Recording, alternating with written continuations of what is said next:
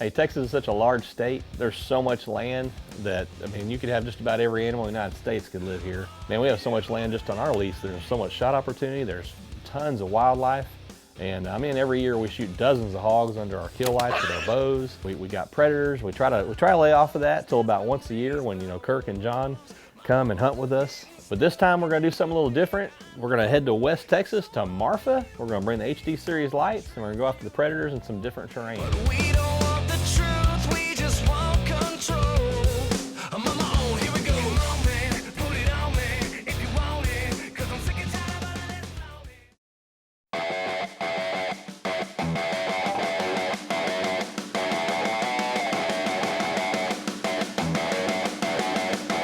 Watch me light the sky.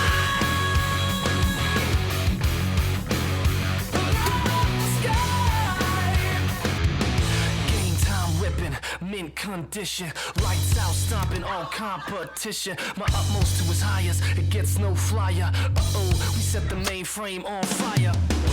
Cold red for the lead from the pedal. I push to the metal, the dust never settles. F5 level, kick up the bass and the treble. 'Cause faith, that's a rebel. I can show you the devil. I blaze a trail like the rays from tail lights. Sound shaking the ground like earthquakes and hail might. Someday I'll die, but not tonight. Excuse me while I light up the sky. Light up the sky.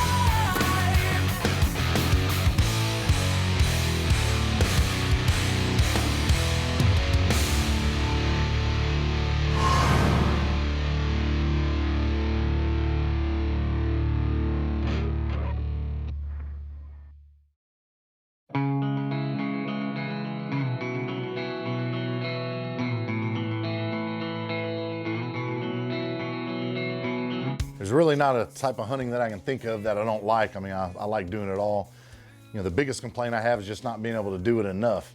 The opportunities to go hunting only come along so often. Man, it just seems like we never have enough time to do it as much as we want. But because of that, it's kind of like I have to pick my passion and, you know, pick the times that I can go and do a certain type of hunting. And one of those that I do love to do, but I only get to do it about once a year, is predator hunting. You know, we stay up all night and hunt, and I have a blast.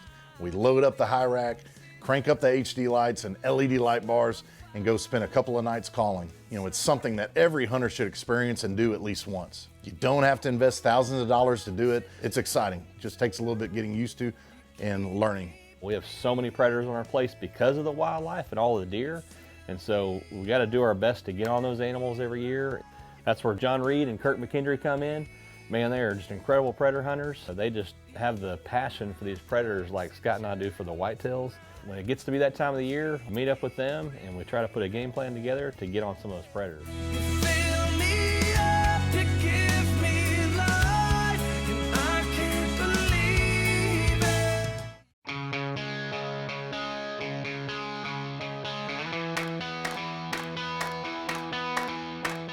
Well, you think you know somebody, you got a friend that you've known for a long time.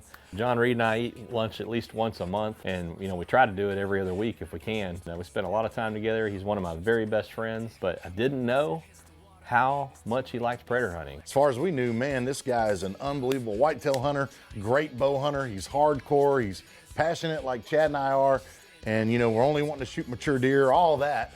But come to find out, he is as passionate or more passionate about predator hunting. I mean, when it comes to predator hunting, I mean, he's built I don't know how many racks for his truck. He's always trying to figure out if there's a way that's going to give him an advantage. He can build a different rack, or if he put a seat here, or he's got our driving lights mounted everywhere. He's done everything you can think of when it comes to predator hunting. He's got ozonics rigged up all over the place. I mean, the guy's just, anything that's going to get him an advantage to get more predators, I can bet you he's going to do it.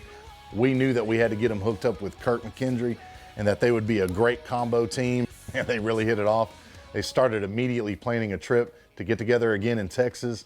One of the employees that we have here at Elusive Wildlife is Clayton Lemons. He's a great guy, and him and his family have access to thousands of prime predator hunting acres in Marfa, Texas. It worked out great. John Reed, Kirk McKendry, with Clayton, going to Marfa, Texas to see what they can do.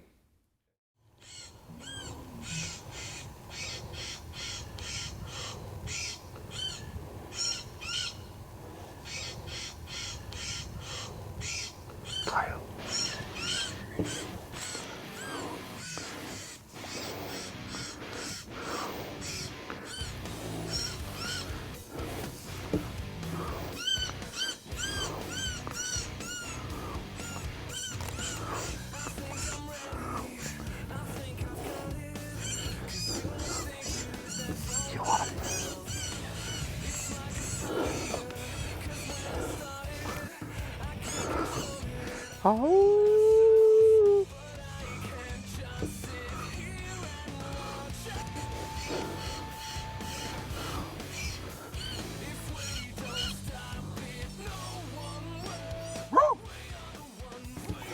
Pick him up, John. Pick him up if you got him.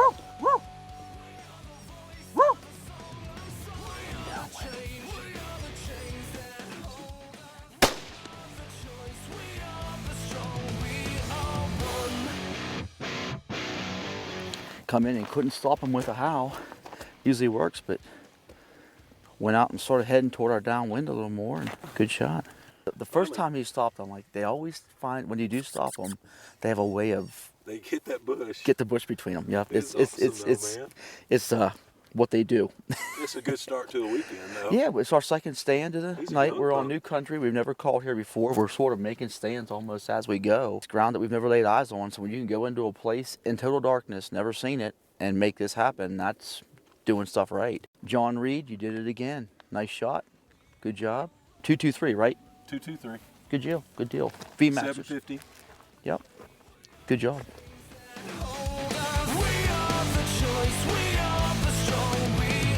Not bad for the first setup of the evening. One set, one coyote. For going in blind, things are looking pretty awesome right now.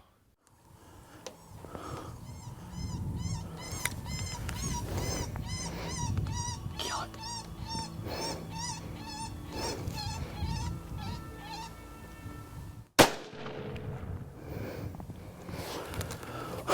Missed it.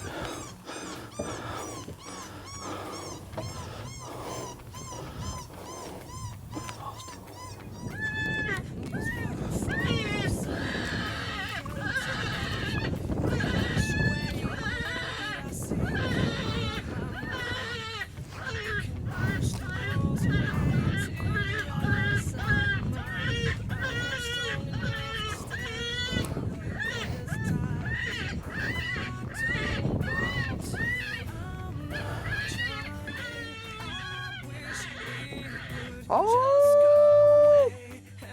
The coyotes are coming in. It seems like they're right there, but John and Kirk just couldn't get a shot. They're in and out of the brush. They're constantly moving. Man, it was a challenge. These situations make me feel so cold. It's like I've been replaced by some.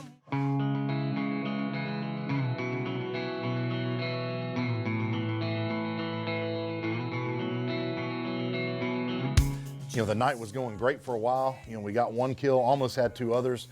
About 2 a.m. it started to die off because the wind really picked up. And hey, man, anyone that knows West Texas knows that the wind can get crazy out there. It's like, semi-desert and real open area. And it makes it very difficult to hear the call and for the animals to hear the call, for them to come into the call. So with that and with the wind being so bad, it shut us down for the rest of the night. Daylight is definitely going to make things easier as far as getting a lay of the land out here in Marfa. It's so crucial for us to get the right setup, especially with the high rack in the truck, to pick the right spot or spots for tonight. And hopefully by us being able to see in the day and scout it out like we need to, we'll have the right setups for tonight. And so if we get right here and something tries to work through here, and we're right there, they might be more inclined to do something different. Whereas if we back off them some, they might wrap right around this road and come right around the road right to you. Whereas if we push it too hard, they might not run that road. They might be like, you know what, I don't know what that is. There's a little crest of a hill right there. And it might make them feel uneasy. So what we want them to do is come out and almost work that end of the funnel and right into you. And that way also, if we're over here, look what I can't do over there, nothing. Other than on the high stuff, that's all I can do.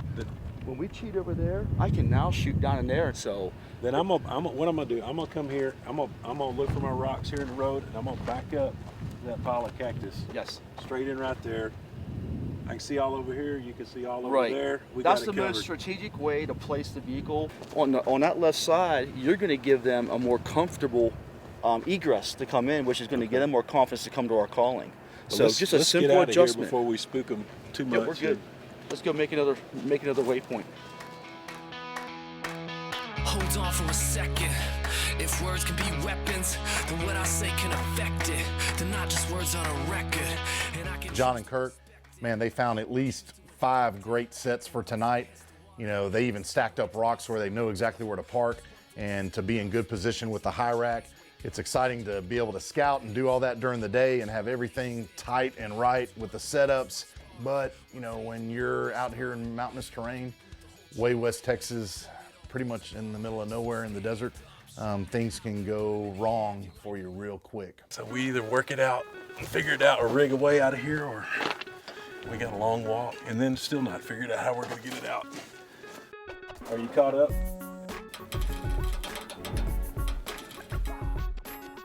It was a rock crack. I was trying to figure what that sound was. Yeah, it was a crack in the rock. I was worried the jack was fixing to buckle. Nah, I don't think it's. I just think it's the rock cracked. You need to hurry, Clayton. This thing's leaning back. Yep, get out, get out, get out, get out, get out, get out. They're riding along the edge. They get a little too close to the edge. The road pretty much just gives away. Truck goes in this huge hole. They're in the middle of nowhere. They have spotty cell service out here, and frankly, they can see Mexico from where they are right now, so it's not good. They tried jacking the truck up and putting the biggest rocks they could find under it. You know, they also had the high rack ladder that, you know, John was thinking maybe they could bridge over the deep ditch, you know, that they'd slid off in with that, but it would probably buckle under all the weight, and that'd be even a bigger problem. So that idea got scrapped pretty quick. You know, the only real option left was walking miles back to camp. One of the guys said that there may be a bobcat back at camp that the landowner has. And so as far as it looks right now, that's looking like a pretty good option. You know, suck it up, walk back to camp, see if they can get the bobcat started and utilize that to get this truck out.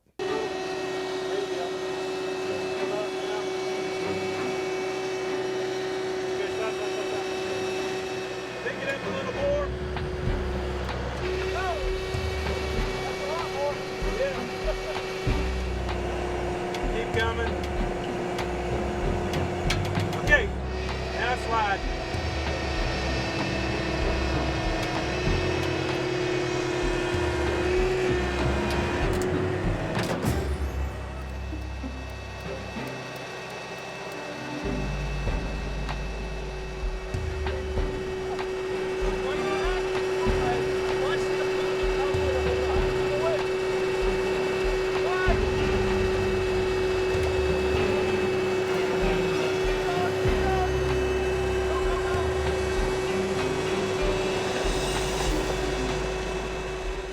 Thank God for that bobcat.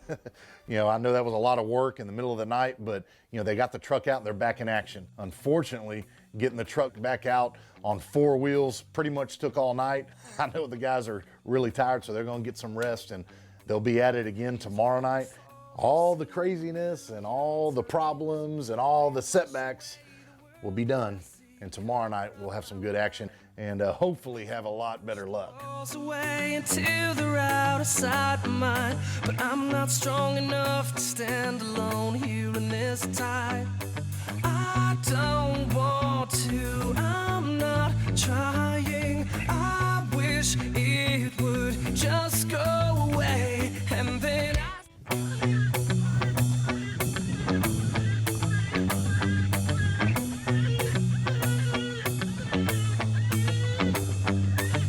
This trip has been an emotional roller coaster. You know, things started out positive and the property looked promising.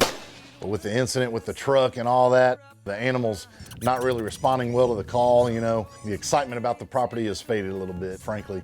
It almost seems like this property's been hunted recently and the nights remaining on this trip are quickly ticking away. Chad's actually in the hill country right now with his son Braden, and heading that way to where they are may be our best option at this point. Tonight's setups will tell the tale for sure.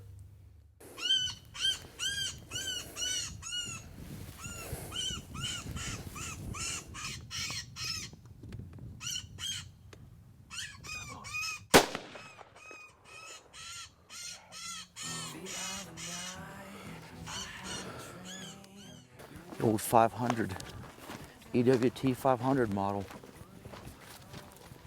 Ample white. Just ample. Good job, man. Look how pretty the fur is on this one. He's really furred up. Real silvery.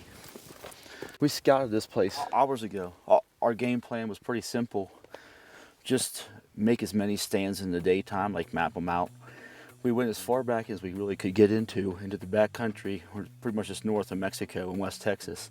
got way back in there, made some sandwiches, you know, kicked back and relaxed a little bit for about an hour or so before dark. But this one here was about a 2-minute response, real quick, real aggressive. It checked up. I thought maybe it might not commit much closer, so elected to take the shot with a tactical 20, using 32 grain Hornet VMAXs, and did a real nice job on this fox. And this spot, out of all the spots we scouted, I think we'll probably agree this is the one we just knew when we pulled in something was going to come in and we were going to have some action. One of us was getting shooting, so good time in West Texas, and we need to get on to another stand. How about it? I'm ready if you're ready. Yeah, absolutely, buddy. Absolutely.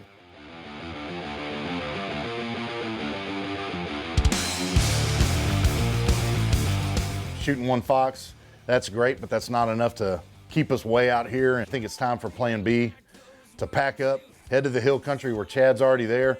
I know he's probably been prepping the place anyway, so we're gonna go out there. I know that it has not been predator hunted in at least a year, so the pickings could be good. Hopefully this time the guys will have a little bit better luck. They won't get stuck in ditches. They'll be able to put some fur in the back of the truck. Keep our fingers crossed.